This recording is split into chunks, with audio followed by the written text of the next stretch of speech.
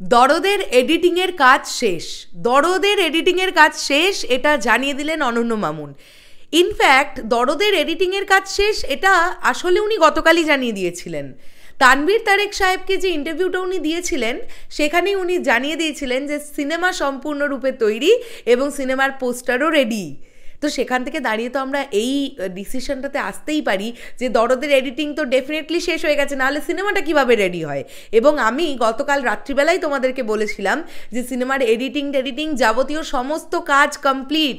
এখন বিজিএমের কাজ চলছে, যেটা অনন্য মামুন ভাইয়া বললেন, তার সঙ্গে সঙ্গে ডাবিংয়ের কাজ চলছে, কালার গ্রেডিং চলছে। বাট সিনেমাটা, একটা সিনেমা কখন রেডি হয়ে যায় জানো?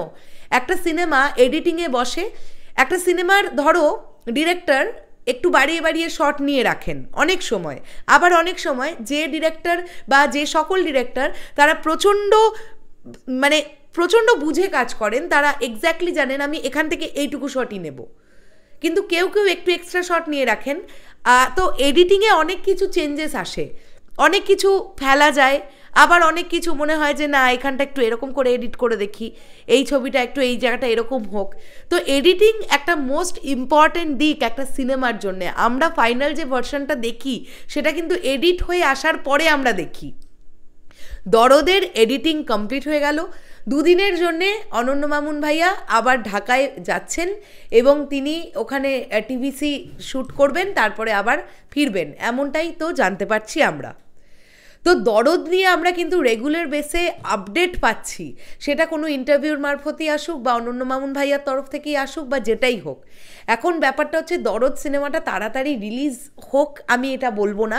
দরদ সিনেমাটা সময় নিয়েই রিলিজ হোক, একদম প্রপারভাবে, প্রপার ওয়েতে রিলিজ হোক, প্রপার প্রমোশনের মাধ্যমে রিলিজ হোক, এটাই বলার থাকবে।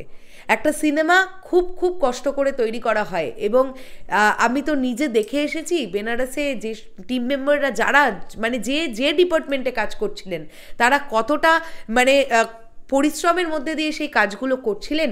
তাই আমরা তো অবশ্যই চাইবো যে সেই ছবিটা যেন ছবির মতন ছবি হয়। আর নতুন একজন শাকিব খানকে আমরা আবিষ্কার করতে পারবো দরদ সিনেমা দিয়ে, তাহলে আমাদের তো সেই অপেক্ষাটা করতেই হবে। আর আমি জানি সাকিবিয়ানরা সাকিব ভাইয়ার সেরা ছবিটা তোমরা দেখতে চাও, তাতে যদি 2 মাস আমাদের ওয়েট করতে হয় তো হোক না, কোনো অসুবিধে নেই, কোনো প্রবলেম নেই। রাজকুমারের পরে আসবে দরদ, আসুক না। তুফানের পরে আসবে দরদ, তাই আসুক না। যে ছবির যেমন মেরিট সেই ছবি তেমন চলবে।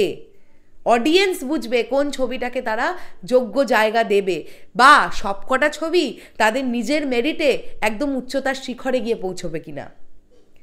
আমি চাই প্রত্যেকটা ছবি ভীষণ ভালোভাবে ওয়ার্ক করুক। আর সামহাউ এটা আমার মনে হচ্ছে এই বছরে শুধু 3টে ছবি না, আমরা সাকিব ভাইয়ার তরফ থেকে আরও ছবি পাবো।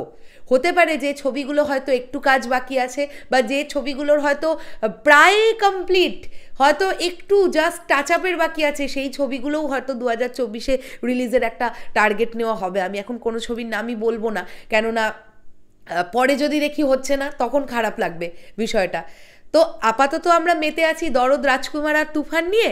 তারপরে যদি এর ওপরেও আমরা কিছু পাই সেটা তো আমাদের কাছে উপরই পাওনা হবে সাকিবিয়ানদের কাছে, তাই না?